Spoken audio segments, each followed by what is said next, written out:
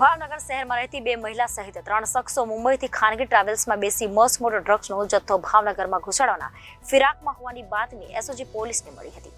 પોલીસે પાનવાડી નજીક વોચમાં રહેતા એક શંકાસ્પદ રિક્ષાને અટકાવી હતી, જેમાંથી બેસેલી બે મહિલાની અંગ ઝડતી કરતા 33 લાખથી પણ વધુ ડ્રગ્સનો જથ્થો મળી આવતા ભારે ચકચાર મચી ગઈ હતી.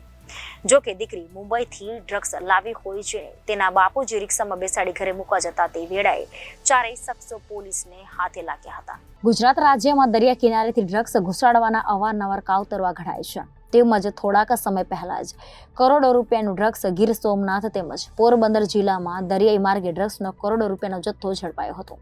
ત્યારે હવે આરોપીઓ ખાનગી ટ્રાવેલ્સ મારફતે ભાવનગર શહેરમાં ડ્રગ્સ ઘુસાડતા ઝડપાઈ ગયા છે.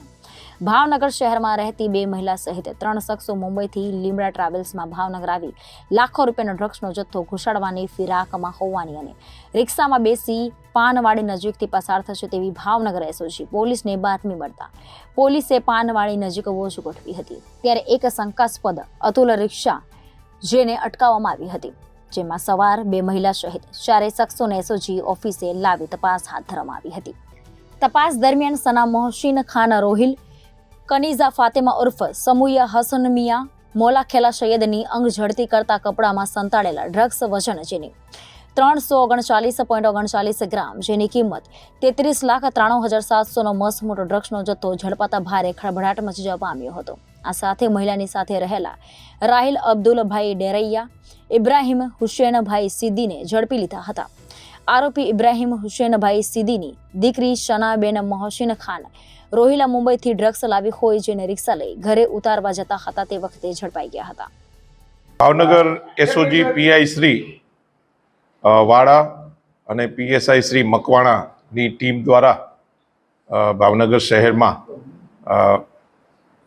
વેરાવદર ભાલ પોલીસ સ્ટેશનમાં એનડીપીએસનો કેસ કરવામાં આવેલા છે, જેમાં એસઓજી પીઆઈ અને એની ટીમ દ્વારા ભાવનગર શહેરના તોફિક, એઝાઝ, હુસેન અને અલ્તાફ આ ચારેય ઈસમ જે છે, તોફિકની ગાડીમાં માદક દ્રવ્ય લઈને આવે છે એવી હકીકત અને બાતમી પીઆઈ શ્રી વાળાને મળતા આ બાબતે એસપી સાહેબ દ્વારા એક રેડ કરવાનું આયોજન કરવામાં આવેલ હોય.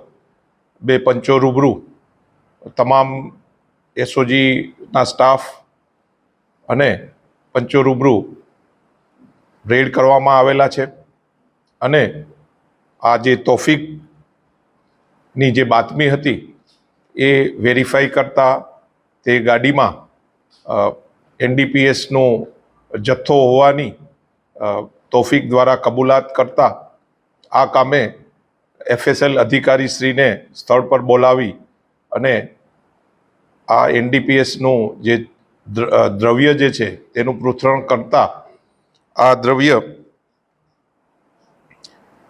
મેફેડ્રોન એમડી ડ્રગ્સ હોવાનું સાબિત થતાં આ ગુનો દાખલ કરવામાં આવેલા છે અને આ કામે 4 આરોપીઓને અટક કરી અને જુદા જુદા મુદ્દામાલ સાથે આશરે 16 લાખનો કબજે કરવામાં આવેલા છે. આ જ ટીમ દ્વારા નીલમબાગ પોલીસ સ્ટેશનમાં પણ એનડીપીએસનો એક કેસ કરવામાં આવેલા છે, જેમાં આશરે 33 લાખનું જે એનડીપીએસનો જથ્થો મળ્યો છે અને તેની કાર્યવાહી હાલમાં ચાલુ છે. સાહેબ, આ લોકો ડ્રગ્સ છે એ ક્યાંથી લેવા હતા, ક્યાં પહોંચાડવાના હતા, એવી કોઈ બાતમી મળી છે? ખાસ કરીને મહિલાઓ એમાં સામેલ હોવાની વાત છે.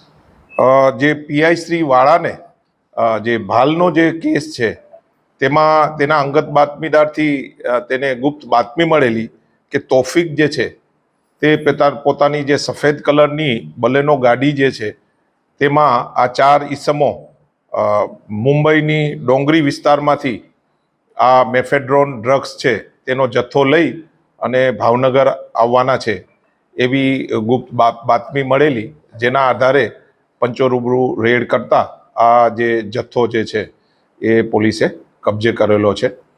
બીજા જે કેસની હાલમાં કાર્યવાહી ચાલુ છે એ શોર્ટ સમયમાં આપને જણાવવામાં આવશે. કેમેરામેન રસુલભાઈ સૈયદ સાથે રિપોર્ટર ફિરોઝ મલિક, જનાદેશ ન્યૂઝ ભાવનગર.